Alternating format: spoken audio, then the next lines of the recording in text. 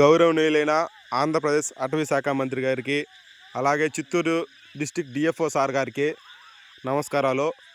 గత 3 సంవత్సరాలుగా ఏనుగులు మా పంటల పొలాలపై దాడులు చేస్తూ మా పంటల నష్టాలు ఎక్కువ కలిగిస్తున్నాయి.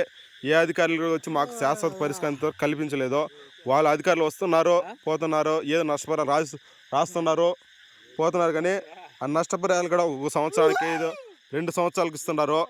రాత్రి ఈ టైం కాడ కూడా మా పొలాల దగ్గర మేము కావులు కాసుకుంటున్నాము.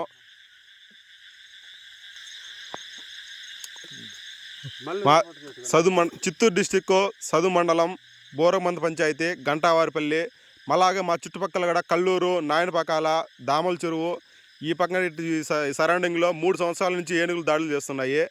ఇంతవరకు మాకు నష్టపరిహారాలు వస్తున్నాయి, కానీ ఎకరాకు 5,000, 7,000 ఇస్తున్నారు. అధికారులు వచ్చి రాసుకుని పోతున్నారు తప్ప మాకు శాశ్వత పరిష్కారం అంటే ఇంత లేదు. 3 సంవత్సరాలు చేస్తానన్నా మా పంటలకు వేల లక్షల రూపాయలు మేము పెట్టుబడులు పెట్టేసినాము. రాత్రి వచ్చేంత మాకెంత ఇట్లా కావులు కాసుకుంటున్నాం మేము. మాకు ఇప్పటికొచ్చి మా దరిదాపుల్లో ఇప్పుడు 2 ఏనుగులు దాకా చనిపోయినాయి. దాంతో మా రైతులు కూడా ఇప్పుడు చాలా మంది ప్రాణాలు కోల్పోయినారు. వాళ్ళు ఎకరాకు వచ్చి 4,000, 5,000 ఇస్తారు.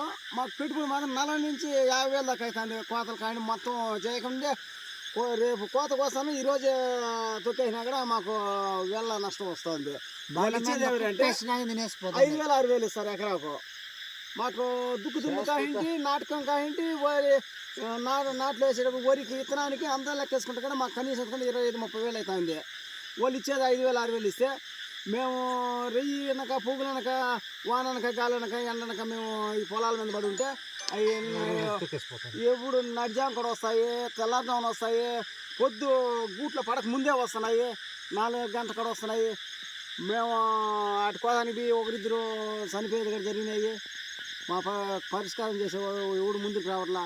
ఫారెస్ట్ అధికారులను అడిగితే వాళ్ళు మేమేం చేయలేమని వాళ్ళు చేతులు పైకెత్తేస్తున్నారు. మా పరిస్థితి ఇట్లే ఉందా, లేదంటే సేద్యాలు నిలిపేయండి, మీకు జీవితంగా ఇప్పుడు పెన్షన్ ఇచ్చినట్లు అందరికీ, రైతులకు అందరికీ ఏదో నెలకు 5,000, 20,000 ఇస్తానంటే సేద్యాలుగా నిలిపేసి మేము ఖాళీగా ఉండిపరుస్తాం.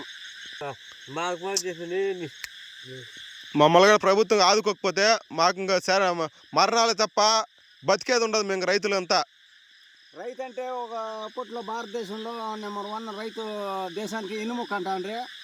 ఇప్పుడు రైతు అంటే లెక్కలేదు, కేవలం అయిపోయింది. ప్రతి అధికారికి మేమంటే చిన్న చూపు చూస్తున్నారు. ఫారెస్ట్ అధికారులు అంటే వాళ్ళు మీరు పొలం కాడికే పోవద్దంటారు, వాళ్ళు వచ్చి కాపలా చేయరు.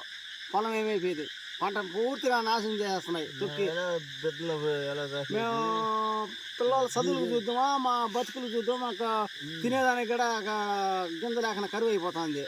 అలాంటప్పుడు మాకు ఏదో ఇప్పుడు అవ్వాతాతలకు పెన్షన్ ఇచ్చినట్లు మాకు ఏదో నెలకు 10,000, 20,000 శాంక్షన్ చేస్తే మేము చేద్దలు వదిలేసి ఖాళీగా పడి ఉంటాం.